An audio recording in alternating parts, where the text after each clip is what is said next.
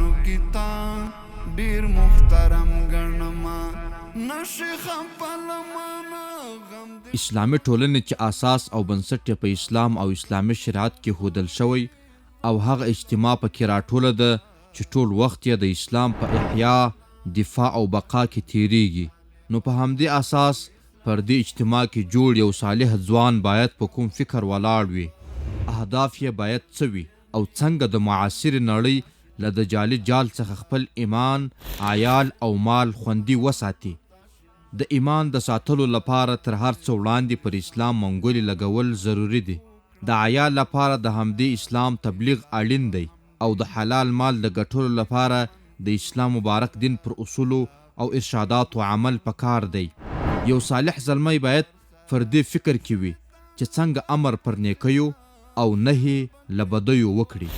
لکه څنګه چې محمدي امت ته الله تعالی دغه ستر اعزاز ورکړی ترڅو په خپلو ټولنو کې امر په معروفاتو او نهي له منکراتو وکړي. نو زموږ داعیه باید تل پر همدې اساس ولاړه وي.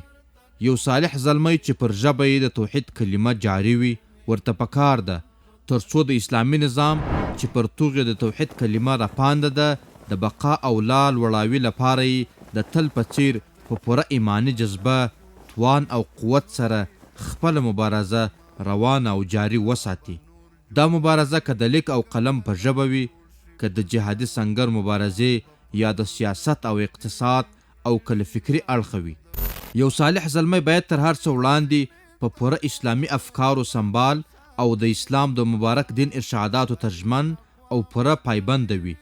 ترڅو په هر حالت کې د غربي فتنو مخه ونیسي او شومې مخې له مرکزي جوړښت سره خنثی او له منځه یوسي. پر وړاندې یې داسې یو عکس العمل څرګند کړي ترڅو غربي توطیې جوړونکي عناصر او مغرضي کړۍ بیا د داسې یو کار لپاره اقدام ته زړه ښه نه کړي، بلکې د تل لپاره له داسې اعمالو نه لاس په سر شي. د یو صالح زلمي فکري پانګه او سرمایه باید له هغه سره محدوده پاته نشي، بلکې د ټولنې نور اقشار او اوسیدونکي هم له یادې فکري شتمنۍ څخه برخمن شي ترڅو د نورو ادیانو پیروان او پلویان خپل حقیقي مالک او واحد خدای تعالی لوري ته راوبولي او د اسلام مبارک او سپیڅلي دین ته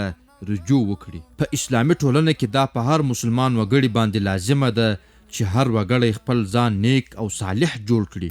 ترڅو په ټولنه کې د پردیو د توطیو پر وړاندې لکه سپر داسې ولاړ واوسي او د دښمن کوږ فکر او رفتار په خپل فکري پوهه او سرمایه باندې خپل مسیر ته وهڅوي او له یادو کړنو، کردارونو او رفتارونو څخه د تل لپاره لاس په سر شي او ترې ډډه وکړي.